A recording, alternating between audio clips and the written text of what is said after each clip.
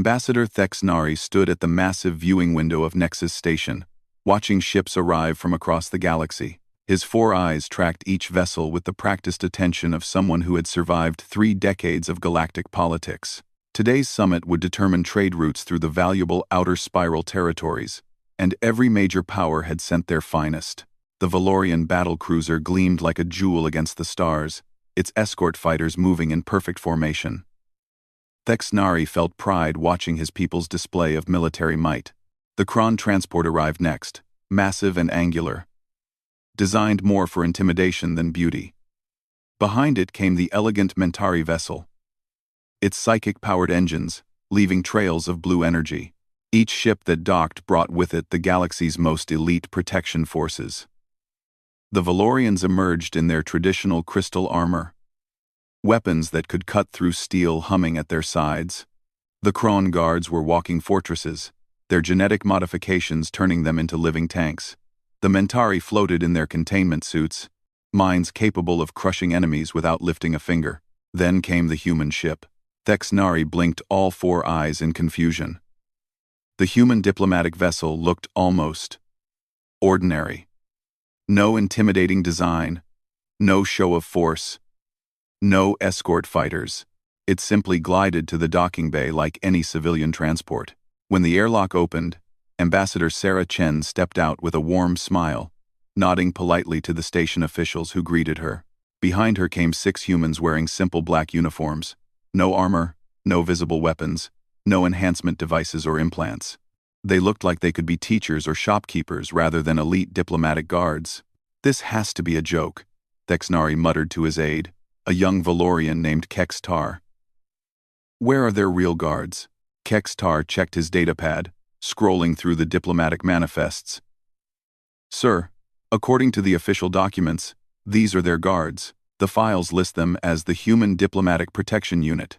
Thexnari's crystalline skin shifted to a deep purple, the Valorian equivalent of laughter. 6 soft-skinned mammals? They look like children playing dress-up. Across the docking bay, other alien delegations were having similar reactions. Warlord Krax of the Hegemony pointed at the humans with one of his massive clawed hands, his translator converting his rough growls into standard galactic speech. "Are those supposed to be warriors? They look like they would break if I breathed on them too hard." The Zephyrian delegate, a being made of living crystal and metal, chimed in musical tones that sounded almost like giggling. Even the normally serious Mentari seemed amused, their telepathic whispers creating a gentle buzz in the minds of nearby species. Only the station's veteran security forces remained silent. Admiral Zek Thara, the station commander, watched the human delegation with careful attention. Her aide, a nervous Kron officer named Brektos, leaned close to whisper, "Should we offer them additional protection? They seem very exposed." The Admiral's tentacled face showed no expression. "They declined our offer of additional security when they requested docking clearance.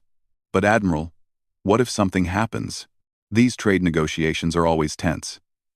The hegemony alone has sent enough firepower to level a small moon." Admiral Zek Thara's many eyes focused on the human guards as they moved through the docking bay. They walked with calm confidence, their eyes constantly moving but their bodies relaxed. One of them, a woman with short brown hair, caught sight of a small Zentari child who had wandered away from his parents. She knelt down to the child's level, speaking softly until the worried parents arrived. Her smile was gentle and kind. "Admiral?" Brektos pressed for an answer. "Log this conversation as classified," the Admiral said quietly, "and ensure all security personnel maintain minimum safe distances from the human delegation." "Safe distances? From them?" The Admiral's voice carried the weight of someone who had seen too much. "From them." As the human delegation made their way through the station, more aliens gathered to stare. The humans seemed completely unaware of the attention, chatting quietly among themselves about mundane topics. One mentioned missing his daughter's school play. Another talked about a recipe she wanted to try when she got home. They passed through the security checkpoint without incident. The scanners found no weapons, no dangerous substances, no hidden technology. The security staff processed them quickly and efficiently. But Thexnari noticed something odd. The veteran guards, beings who had faced down the worst the galaxy had to offer, seemed nervous around these harmless-looking humans. In the diplomatic quarter, the humans were assigned a simple suite of rooms. Unlike other delegations who demanded elaborate security arrangements and weapon storage facilities, the humans asked only for basic accommodations. They thanked the staff politely and settled in without any special requirements. Thexnari found himself increasingly puzzled. Every major power brought their finest warriors to these summits. It was as much about showing strength as conducting business. The hegemony's guards could tear through steel with their bare claws. The Mentari could kill with a thought. The Zephyrians were living weapons forged in the heart of dying stars, and the humans brought ordinary people. Perhaps, Kextar suggested. They are making a statement about peace? More likely, Thexnari replied.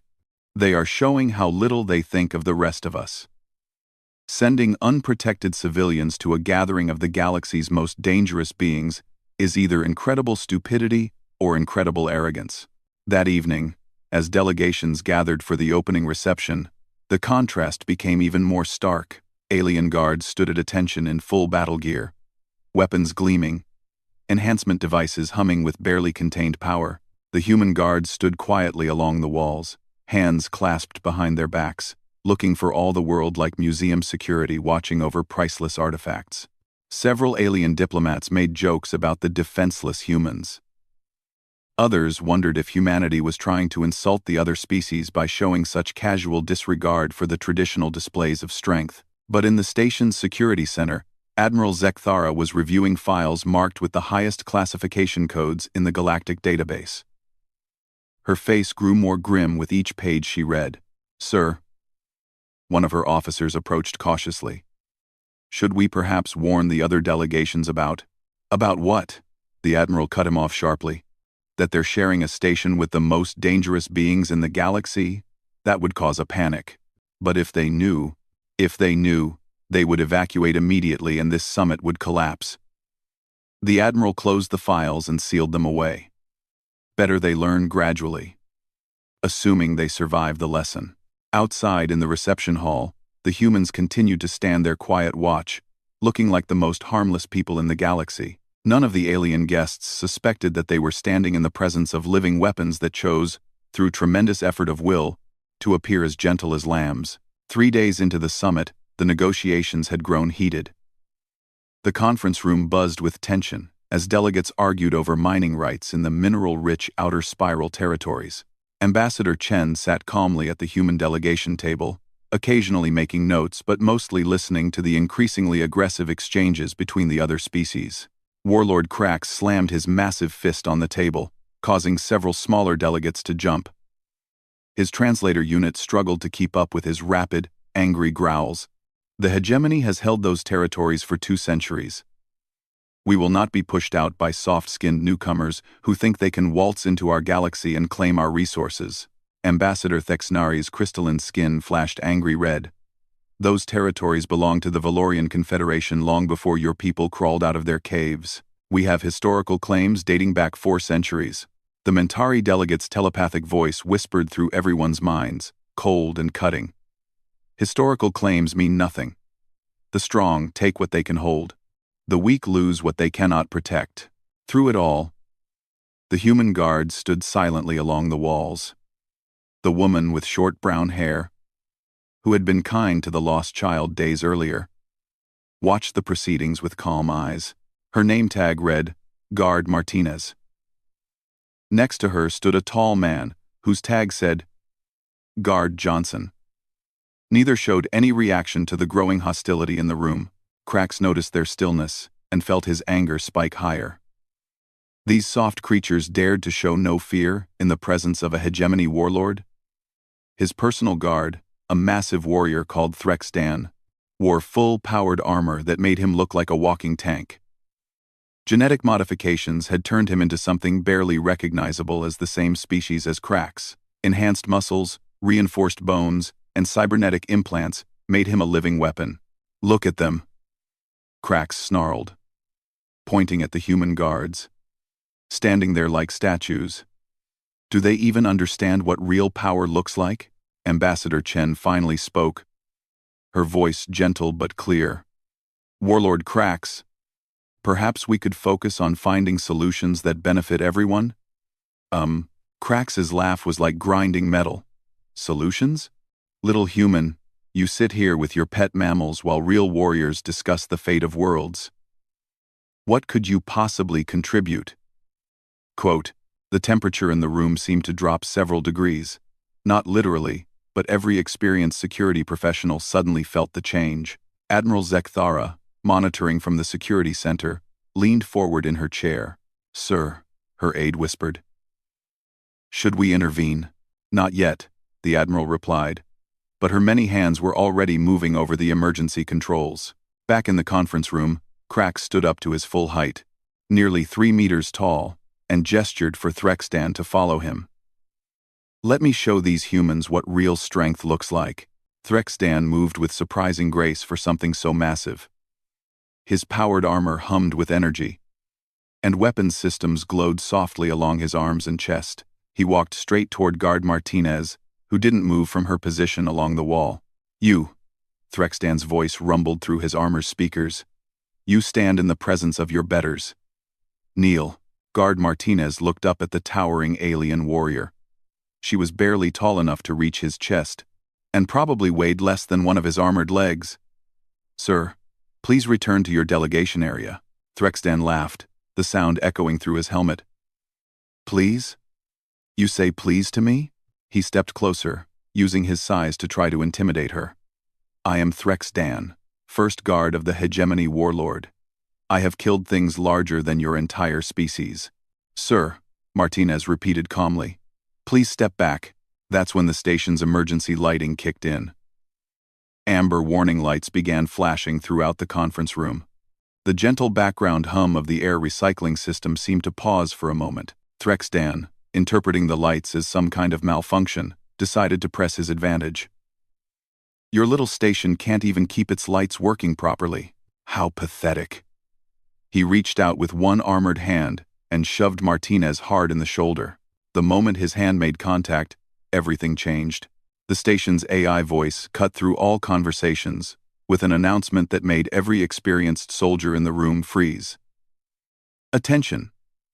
Human diplomatic guard has been physically assaulted. Initiating emergency protocol 7.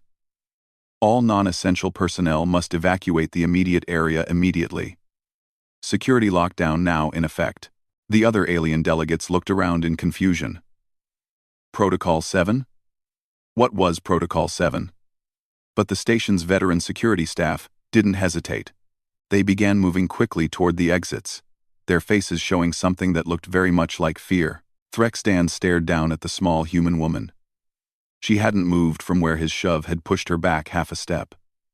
She hadn't drawn a weapon or called for help. She just stood there, looking up at him with those same calm brown eyes. "That's it?" he laughed. "That's your big response? Some flashing lights?" Ambassador Chen stood up slowly.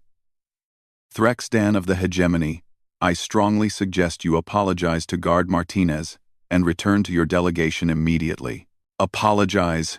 Krax roared from across the room. "My guard will not apologize to these weaklings." Thexnari was beginning to feel genuinely confused. The station's security forces were still evacuating, but they were moving with the kind of urgency usually reserved for reactor breaches or hostile fleet attacks. Admiral Zekthara's voice came over the communication system. "Ambassador Chen, please confirm your delegation's status." "Guard Martinez has been assaulted but is unharmed," Chen replied into her communicator. "We are awaiting the aggressor's response." Thrextan had enough of what he saw as theater. "Your response is standing right here." He growled and shoved Martinez again. Harder this time. The pushing motion never completed. One moment, Thrextan was reaching out with his armored hand to shove the small human woman. The next moment, he was lying on the floor, his arm twisted at an angle that shouldn't have been possible even with powered armor. The metal plating had buckled and deformed around his elbow joint. Nobody had seen exactly what happened. It was too fast. Guard Martinez was standing in exactly the same position. Her expression unchanged. Her hands back at her sides, Thrextan was making high-pitched whining sounds through his armor's speakers. "What?" "What did you do?" Krax demanded, his earlier arrogance replaced by shock. "Your guard lost his balance," Martinez replied simply. "Sir, medical attention may be required for your warrior. His armor appears to have malfunctioned." Admiral Zekthara's voice came over the communication system again, this time directed at all delegations. "Emergency medical teams are standing by. All ambassadors, please report to your quarters for mandatory briefing on station safety protocols. This briefing is not optional." As medical teams rushed in to help Threxdan, other aliens began to realize that something very strange had just happened. The most elite warrior of the hegemony, wearing armor that could withstand plasma cannon fire, had somehow been injured by a woman who looked like she couldn't hurt a fly. Guard Martinez helped the medical team position Threxdan for transport, her movements gentle and professional. She even offered encouraging words as they loaded him onto the stretcher. "I don't understand," Thexnari said quietly to his aide. "What just happened?" Kextar was staring at Guard Martinez with something approaching awe. I think we may have seriously misunderstood something about humans." As the conference room slowly emptied, Guard Martinez returned to her position along the wall. Guard Johnson, who had watched the entire incident without moving, gave her a small nod. "Everything good, Maria?" he asked quietly. "All good, Tom," she replied. "Though I think someone's going to need to explain a few things to our hosts." In the security center, Admiral Zekthara was already preparing for what she knew would be the most difficult briefing of her career. Admiral Zekthara stood before the assembled alien ambassadors in the main briefing room, her tentacled face showing the strain of someone about to reveal dangerous secrets. The delegates sat in confused silence, still trying to understand how their most elite warrior had been defeated by a small human woman who looked like she taught children for a living. Ambassador Thexnari leaned forward in his crystal chair. "Admiral, we demand an explanation.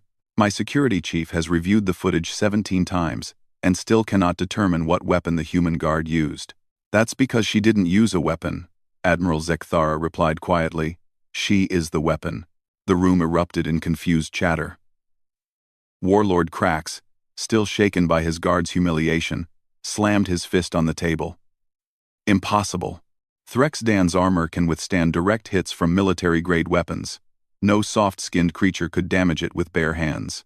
Admiral Zekthara activated the room's holographic display. A detailed anatomical scan of a human body appeared, rotating slowly in the air above the conference table. "Honored ambassadors, what you're about to learn is classified information shared only with station commanders and senior military officials. Someone should have briefed you before this summit began." The hologram zoomed in on the human skeleton. Humans have 206 individual bones in their adult bodies. Each bone is designed not just for structure, but for leverage and force multiplication. "Watch." The display showed how human joints worked, the complex arrangements of muscles and tendons. A human fist can generate striking force, equivalent to a Class 3 kinetic weapon. Their shoulders can rotate through a complete circle, allowing them to apply leverage from angles that would be impossible for most species. Thexnari's crystalline skin shifted to a skeptical blue. "Surely you're exaggerating. They look so fragile." "That's the most terrifying part," the Admiral continued. "What you see as fragility is actually optimization. Human muscles operate on elastic principles. They can store and release energy like biological springs. Under stress conditions, they can temporarily generate force levels that would crush most other species' bones." The hologram changed to show the human nervous system. "But the skeleton and muscles are just tools. The real danger is here." She pointed to the brain. Human neural architecture allows for something called muscle memory. They can execute complex physical actions without conscious thought. When a trained human fights, they don't think about each move. Their body simply responds. Ambassador Veltar of the Mentari delegation, whose species prided itself on mental abilities, spoke through telepathy.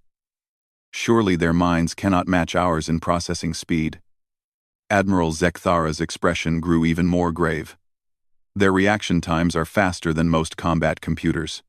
They can process and respond to threats in microseconds. But more importantly, they can fight while unconscious."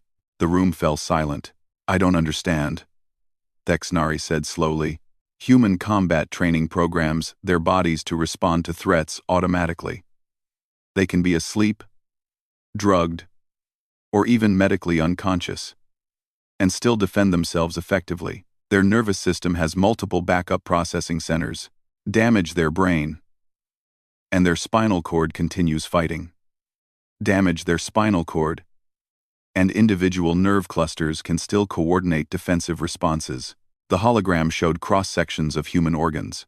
Their entire body is designed for survival in ways we're only beginning to understand. They have redundant systems for everything: 2 lungs, 2 kidneys, 2 halves of their brain that can function independently. They can lose massive amounts of blood and still remain combat effective. They can break multiple bones and continue fighting. Krax's translator was struggling to keep up with his rapid, anxious growls. But they die so easily. They're soft. No natural armor. No claws. No defensive capabilities. That's what makes them so dangerous, Admiral Zekthara explained. Every other species evolved natural weapons or defenses. Claws, armor plating, psychic abilities, energy projection. Humans evolved to make weapons and tools. Their hands can perform surgery requiring microscopic precision or crush objects requiring enormous strength. They can fashion deadly weapons from almost any materials. The display changed to show human hands in detail. 27 bones in each hand, arranged in a configuration that evolution spent millions of years perfecting. They can manipulate objects smaller than many species can even see, or apply crushing pressure that can deform military-grade metals. But surely, Veltar's telepathic voice carried a note of desperation. They must have some limitations? Admiral Zekthara paused, her many eyes focusing on each delegate in turn. They do. The most important limitation is their psychology. Humans are naturally social creatures. They form emotional bonds not just with their own species, but with almost any living thing they encounter. They feel guilt when they cause pain. They suffer psychological trauma from violence, even when that violence is necessary for survival. She gestured to the holographic display, which now showed brain scans highlighting different regions. Most of their mental capacity is devoted to cooperation, empathy, and creative problem-solving. They actively suppress their combat capabilities most of the time. They have to train themselves to fight effectively, because their default state is to seek peaceful solutions. The implications began to sink in around the room. These beings were living weapons who chose not to be weapons. The human guard who injured your warrior, the Admiral continued, was holding back significantly. Analysis of the incident shows she applied exactly the minimum force necessary to disable the threat while minimizing permanent injury. She could have killed him instantly with the same motion. Krax's skin had turned a pale gray, the hegemony equivalent of fear. How many humans know how to fight like this? All of them, the Admiral replied simply. Human children play fighting games from the time they can walk. Their sports involve complex combat simulations. Their entertainment media is filled with detailed combat scenarios.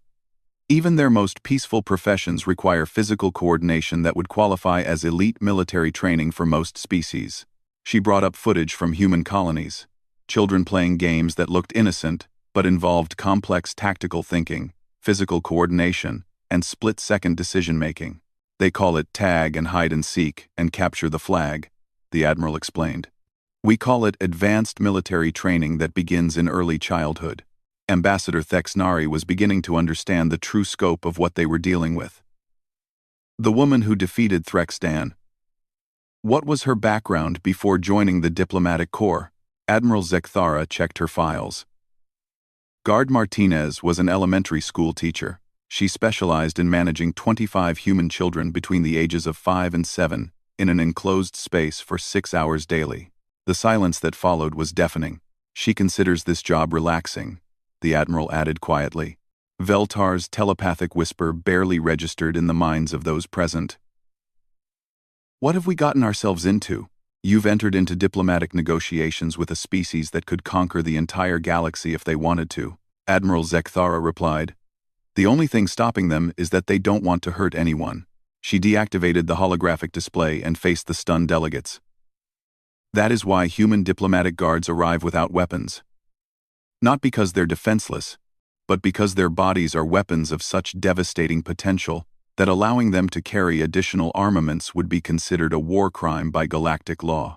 The briefing room remained silent as the various ambassadors tried to process this information. Outside in the corridor, Guard Martinez walked past carrying a cup of coffee, nodding politely to a maintenance worker who was repairing a lighting panel. She looked exactly like what she had been, a kindergarten teacher who liked helping people. But now, everyone understood what that really meant. Admiral Zekthara moved to another section of the briefing room, where classified historical archives waited behind additional security barriers. The alien ambassadors watched in growing unease as she input multiple authorization codes and underwent biometric scans. "What you're about to see," she said as the files unlocked, "is the real reason humans are treated differently in galactic diplomatic law. This footage is classified at the highest levels, and sharing it outside this room would constitute an act of war against humanity."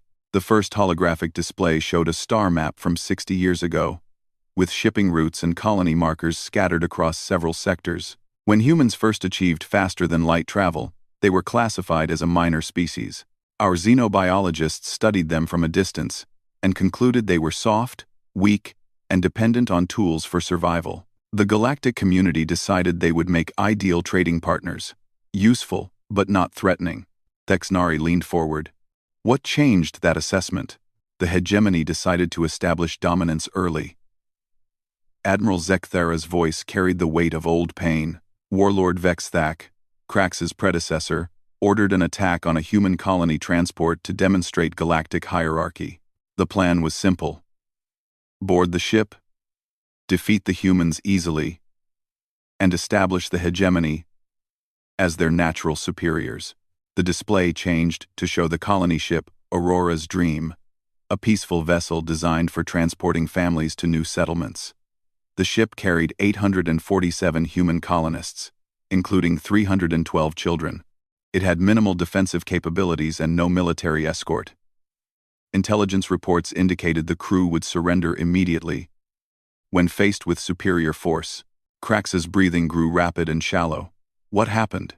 The hegemony sent their elite special forces, 18 of their finest warriors, equipped with the most advanced combat technology available. They were trained specifically for boarding actions against resistant populations. The Admiral's many hands moved over the controls, and new footage appeared.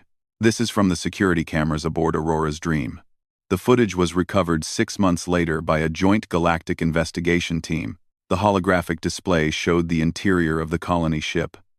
Peaceful corridors lined with family quarters, children's drawings on the walls, the comfortable chaos of people living their normal lives. Then the first explosions echoed through the ship as the hegemony forces breached the hull. The boarding party entered through the cargo bay, the Admiral narrated. Standard shock and awe tactics. They expected immediate surrender. The footage showed 18 massive hegemony warriors in full combat armor, storming through the ship's corridors. Their weapons were powered up, their movements confident and aggressive. They looked unstoppable. Then the camera angle changed to show a different corridor, where 7 humans had gathered. Not soldiers. The text overlay identified them as civilian crew members, a teacher named Janet Williams, 2 engineers, a cook, a medical technician, an accountant, and a botanist. They weren't fighters, Admiral Zekthara said quietly. They were ordinary people protecting their families. The footage showed the moment when the two groups encountered each other. The hegemony warriors raised their weapons, shouting demands for surrender in their harsh, growling language. The humans did something else. What happened next was almost too fast to follow. Even with the recording slowed to quarter speed. The hegemony warriors were suddenly scattered across the corridor, like broken toys. Their advanced armor was crumpled, their weapons separated from their hands, their confident advance turned into chaos and pain. How long did the fight last? Veltar asked telepathically. 17 seconds, the Admiral replied. From first contact to complete neutralization of the boarding party. The delegates stared at the footage in stunned silence. 18 elite warriors, beings bred and trained for warfare, defeated by 7 civilians in less than 20 seconds. The investigation that followed involved representatives from every major galactic power, the Admiral continued. We needed to understand how this was possible. The results of that investigation led to the current diplomatic protocols regarding humans. She displayed the medical reports from the aftermath. Of the 18 hegemony warriors, 17 survived. The humans had specifically used non-lethal force, despite being attacked in their own home with weapons capable of killing them all.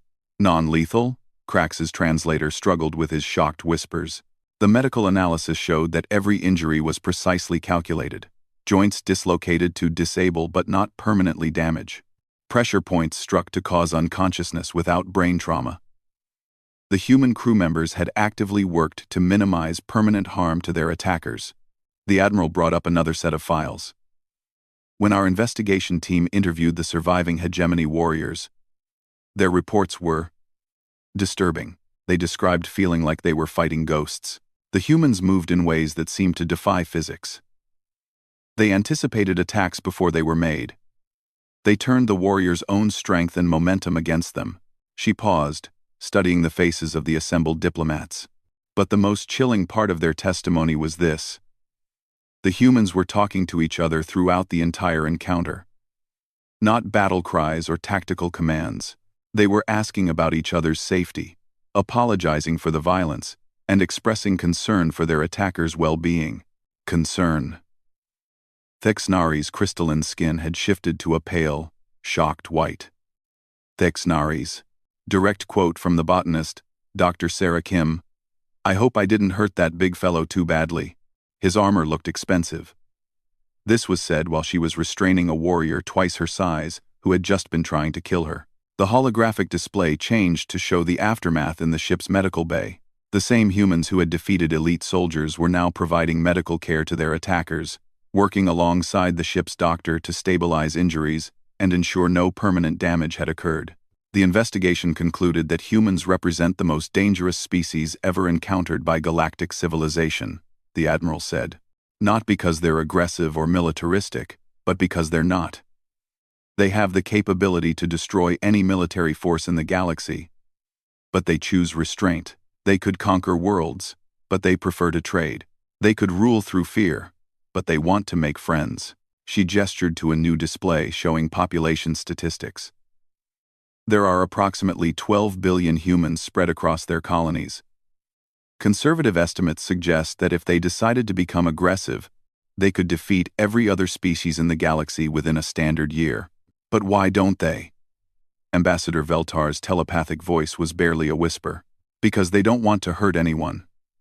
The Admiral's reply was simple but carried profound implications. Human psychology is built around cooperation and empathy. They form emotional bonds with other species. They feel genuine distress when they cause pain, even to enemies who are trying to kill them. She brought up the final piece of footage, showing the human colonists caring for their attackers in the days that followed. Children drew get-well pictures for the recovering warriors. Families shared their food. The cook prepared special meals to accommodate different alien dietary requirements. The Galactic Council's response to this incident was unanimous. Admiral Zek Thera concluded. Humans would be granted special diplomatic status. Their guards would be prohibited from carrying weapons, not to limit their effectiveness, but to give everyone else a chance to survive diplomatic encounters.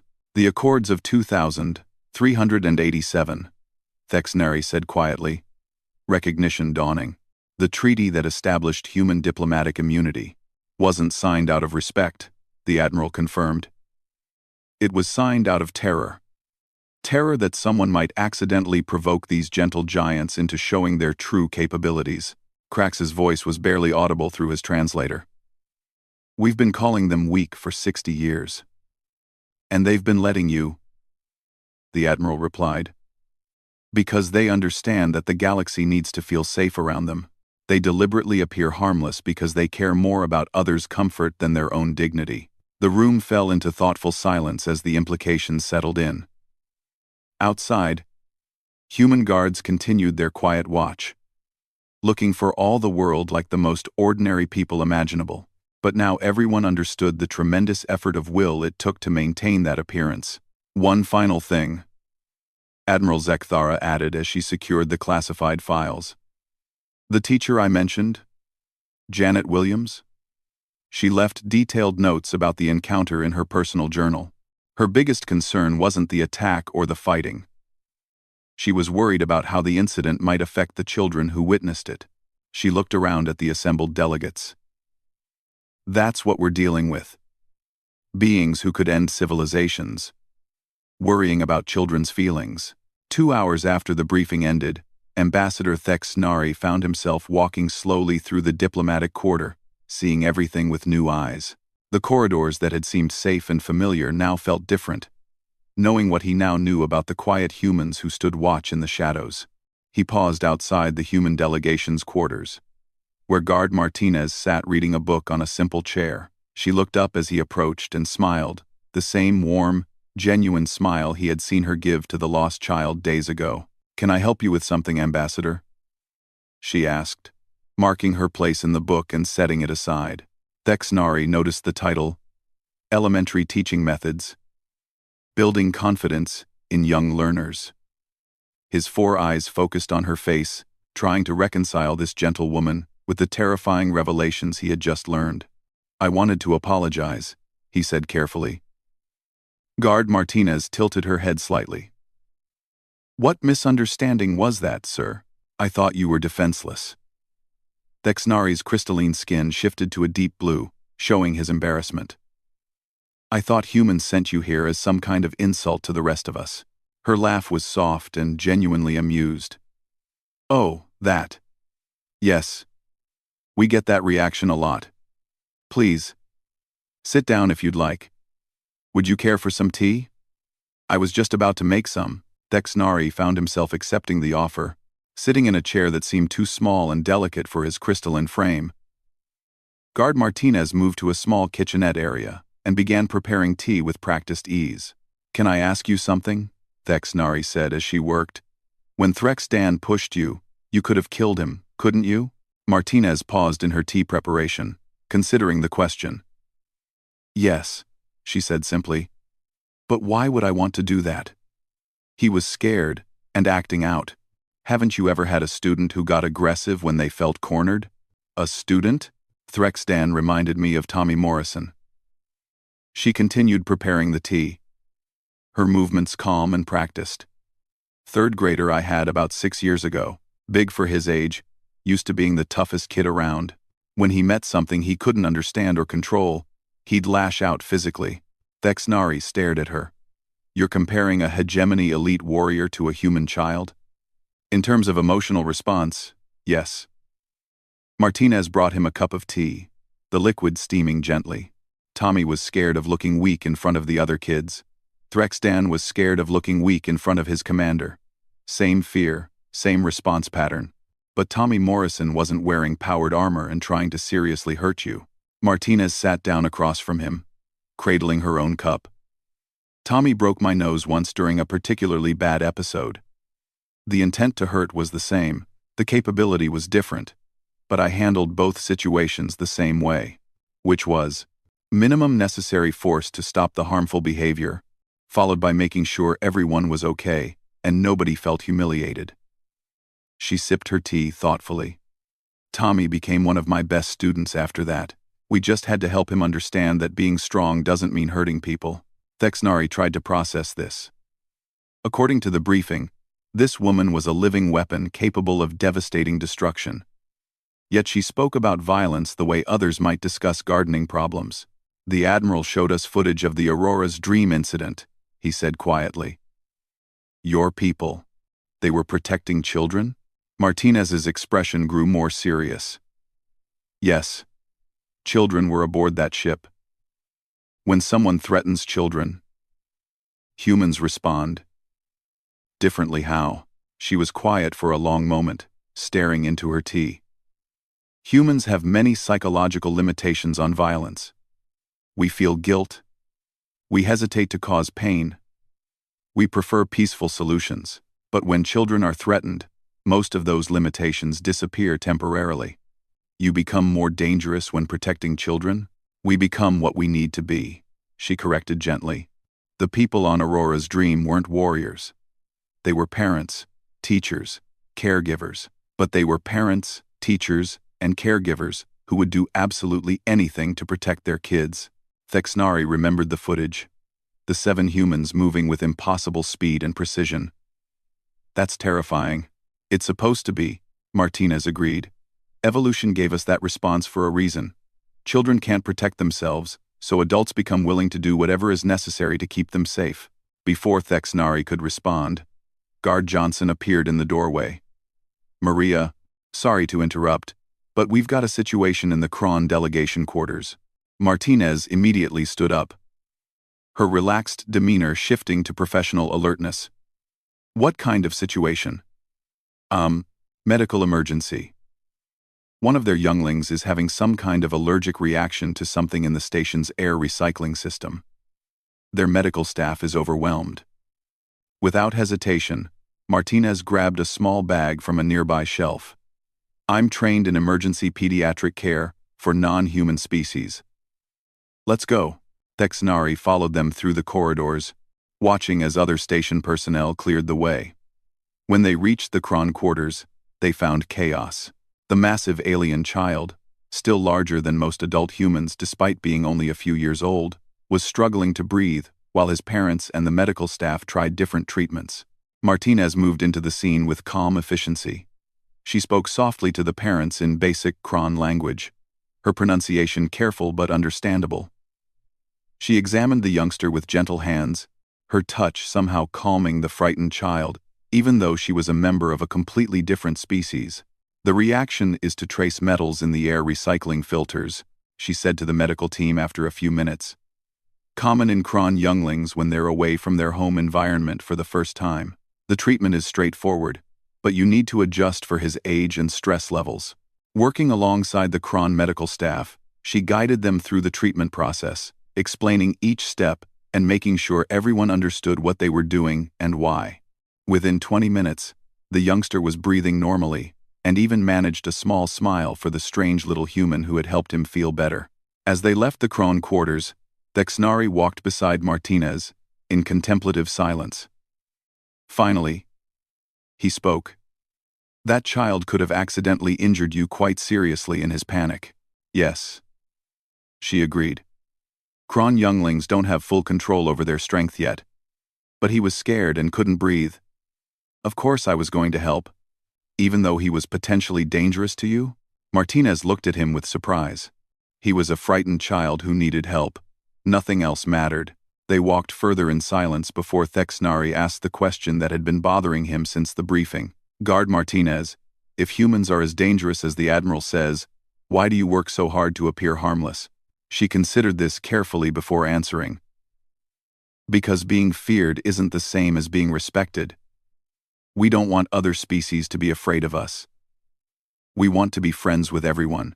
We want to trade stories and share meals and learn about each other's cultures. But doesn't it frustrate you when people underestimate you? Sometimes, she admitted. But I'd rather be underestimated by people who feel safe around me than be correctly estimated by people who are too terrified to talk to me. They had reached the diplomatic quarter again, where the evening shift of guards was changing posts. Thexnari watched human guards greet their replacements with friendly waves and quiet conversations about their families back home. One last question, he said. How do your people train for this? How do you learn to be so dangerous while remaining so gentle? 2. Martinez smiled, the same warm expression she'd shown when discussing her former students. We don't train to be dangerous. We train to be helpful. The dangerous part is just built in. What we train for is restraint, compassion, and finding peaceful solutions to problems. She paused, looking around at the various alien delegates moving through the corridors. Every human child learns to control their strength, so they don't accidentally hurt smaller creatures. Every human student studies the histories of violence, so they understand its costs. Every human adult practices looking for ways to help rather than ways to fight. And that makes you more dangerous, not less. I suppose so, she agreed. A person who chooses peace because they can't fight is just weak. A person who chooses peace because they could win any fight, that's someone you can trust to keep choosing peace. As Thexnari returned to his own quarters that evening, he found himself thinking about the profound implications of what he'd learned. The galaxy's most dangerous species had spent 60 years convincing everyone they were harmless, not out of deception, but out of kindness. In his final diplomatic report, which would eventually reach the highest levels of Valorian government, Thexnari wrote, "Humans remain our greatest potential allies and our most unlikely threat. They could conquer us all, but they would rather teach our children and heal our sick. Recommend continued peaceful relations and mutual respect. Also recommend we never, ever give them a reason to stop being gentle." Meanwhile, Guard Martinez settled back into her chair with her book on teaching methods, making notes in the margins about classroom management techniques that might apply to managing frightened alien delegates. In her neat handwriting, she added a note that would have terrified anyone who could read it. "Remember, scared individuals often respond well to gentle firmness and clear boundaries. Physical restraint should only be used when absolutely necessary for everyone's safety." To her, it was advice about managing a classroom of energetic 7-year-olds. To the galaxy, it was a glimpse into the mindset of the most dangerous beings in known space. Beings who chose every day to be teachers instead of conquerors.